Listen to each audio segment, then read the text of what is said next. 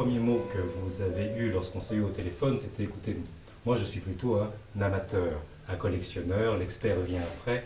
Une question excessivement simple, d'où vient cet amour de la bande dessinée?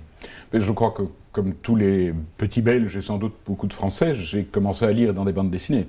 Tintin a une importance considérable, évidemment, puisque c'est le cadeau idéal pour les enfants de 10 ans. La chose où je me distingue d'autres membres de ma génération, c'est qu'à 20 ans, j'ai décidé que j'allais me reconstituer une collection complète. Donc j'avais, comme chacun d'entre nous, 5 Michel Vaillant, 6 Boubery. Je les ai tous rachetés pour avoir la série complète et pour pouvoir lire cela comme une œuvre en continu et pas album par album.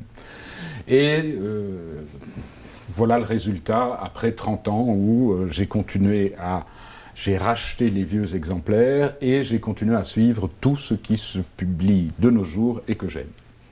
Lorsque vous avez décidé de collectionner, est-ce qu'il y avait des marchands de bande dessinée, entre guillemets, vintage ou de collection, ou absolument pas? Ceci se déroule 10 ans avant... Ah oui, il y avait sans doute des marchands vintage, des albums, mais ça ne m'intéressait pas. Donc je n'ai jamais acheté du vintage parce que c'est quelque chose qui ne veut rien dire. Dans le domaine des livres anciens, je collectionne du vintage, mais pas en bande dessinée. Donc vous collectionnez des planches? J'ai collectionné 10 ans plus tard, j'ai commencé à m'intéresser aux planches. Et comment ça s'est passé la transition? Vous avez rencontré des artistes? Comment s'est passée cette transition entre les deux? Non, ça commence en fait avec des marchands, donc j'allais acheter mes albums de bande dessinée chez certains marchands, et l'un ou l'autre, à un moment donné, disait « Tiens, j'ai reçu une planche de ceci, j'ai reçu une planche de cela », chose que personne ne connaissait, ou très peu de monde, puisque à l'époque, les dessinateurs de bande dessinée ne vendaient pas leurs planches. D'ailleurs, toutes les planches d'Hergé qu'on peut trouver sur le marché ont le plus souvent été offertes par Hergé à un ami, un vieil ami ou un ami de rencontre. La BD, c'est un art relativement récent. Vous avez vu comment l'évolution s'est produite. C'est-à-dire comment est-ce qu'on est passé d'un magazine de bande dessinée à des pièces de collection? Alors je crois que c'est difficile à expliquer. Je crois que tout doucement, les gens se sont rendus compte que tout le monde lisait des bandes dessinées, ce que l'on n'avouait pas avant. Il y a maintenant des best-sellers réguliers comme des Black & Mortimer qu'on vend à 500 000 exemplaires.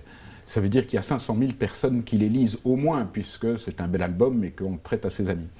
Donc en fait, ça appartient à notre culture, et une culture qui va au fond des choses. Si je veux faire référence à une planche précise de Tintin, il suffit que je vous explique 3 éléments, et cette image surgit dans votre tête et dans celle de 3/4 de mes concitoyens. Donc tout d'un coup, c'est un véritable patrimoine commun culturel.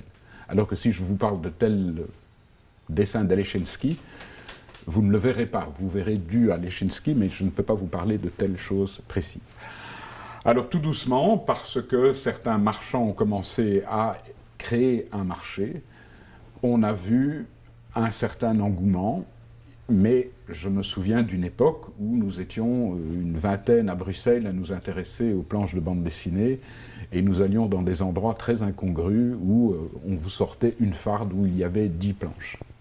Maintenant, on peut aller chez Christie's et Sotheby's, le champagne est peut-être meilleur, les copains sont toujours là, mais il y a d'autres acheteurs qui sont venus. C'était il y a combien de temps à peu près? Alors moi j'ai commencé à acheter mes premières planches au début des années 80. Et je dirais que le marché a commencé à devenir visible et n'importe qui pouvait être au courant que cela existait, je dirais, dans la fin des années 90, grâce à 2-3 salles de vente en France qui ont commencé à faire des catalogues extraordinaires. Mais ça ne vous empêche pas de continuer à acheter des planches à des prix fort raisonnables.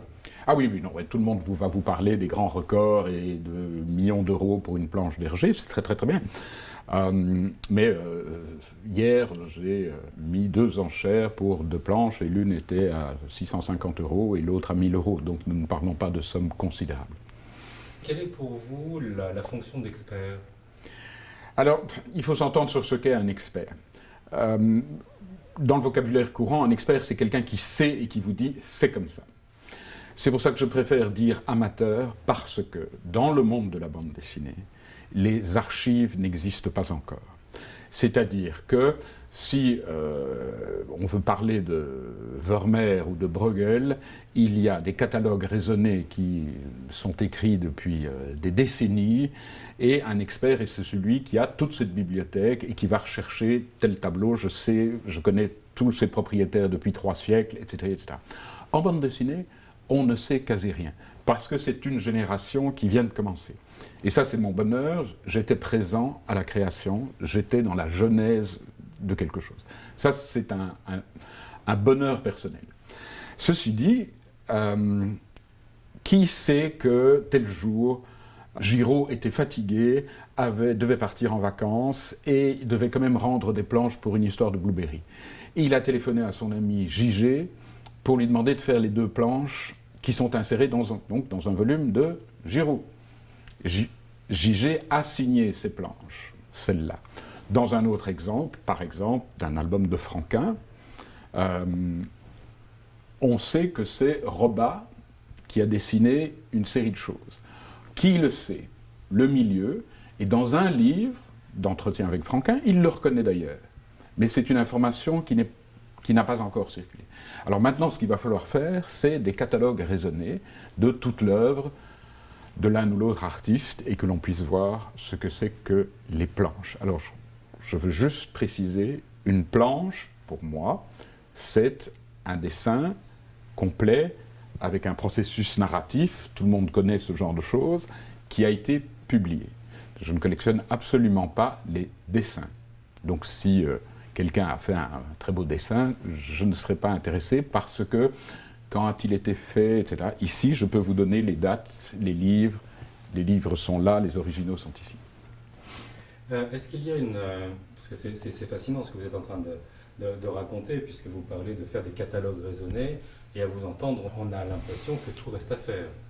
Oui, tout reste à faire. Ça, il y a très longtemps, il y avait une petite revue qui s'appelait Les Cahiers de la bande dessinée, qui donnait des interviews, il y avait des articles, certains écrits par des gens qui vont devenir des sommités dans le domaine psychologique, et ils ajoutaient un petit catalogue raisonné de toutes les publications. Donc il y avait 6-7 pages totalement austères, telle planche a été publiée tel jour, dans tel album, telle planche.